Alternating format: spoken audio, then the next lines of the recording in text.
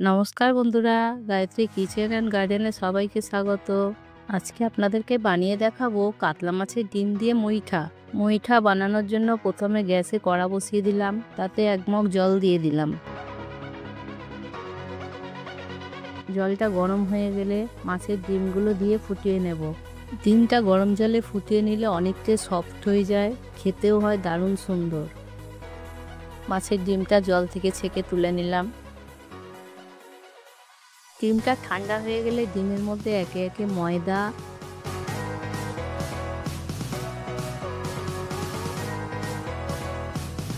দু চামচ সুজি, পরিমাণ মতো নুন, হলুদ, লঙ্কার গুঁড়ো, টমেটো কুচি, আদা কুচি, রসুন কুচি, কাঁচা লঙ্কা কুচি সব মশলা দিয়ে একসঙ্গে মেখে নেব। পেঁয়াজটা আমি পরে দেব।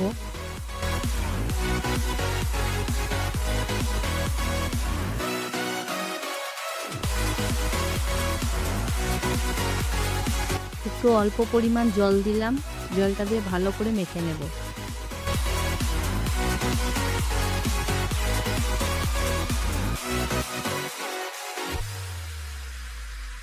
এবার দিয়ে দেবো পেঁয়াজ কুচি।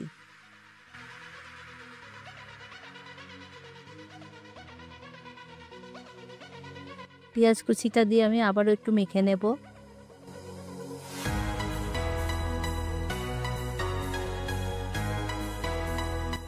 মাখাটা হবে এইরকম শক্ত শক্ত। যদি মনে হচ্ছে নরম হয়ে গেছে, একটু শুকনো ময়দা ছড়িয়ে মেখে নেবেন।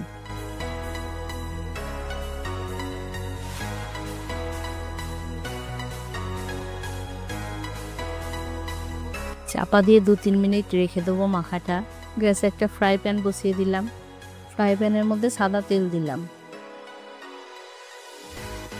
হাতে একটু সরিষার তেল নিয়ে নিলাম, তাহলে হাতে জড়াবে না মাখাটা।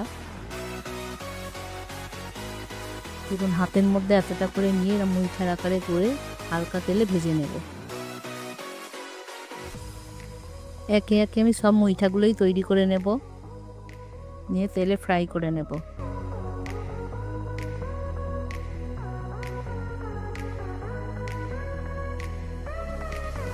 মুইঠাগুলো হালকা আঁচে ভাজলে খেতেও হবে দারুণ, আর একটা কড়কড়ে ভাব থাকবে।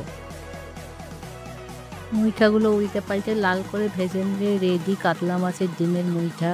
আপনারা চাইলে মুইঠাটাকে তরকারি করেও খেতে পারেন, আমরা ফ্রাই খাবো, তাই জন্য আমরা তরকারিটা করলাম না। রেসিপিটা আপনাদের কেমন লাগলো কমেন্ট করবেন। এইরকম আরও নতুন নতুন রেসিপি সবার আগে দেখার জন্য চ্যানেলটিকে সাবস্ক্রাইব করে বেল নোটিফিকেশনটা অন করে দিন, যাতে আপনারা কোনো ভিডিও মিস না করেন। তো দেখা হচ্ছে পরের ভিডিও। Bye bye.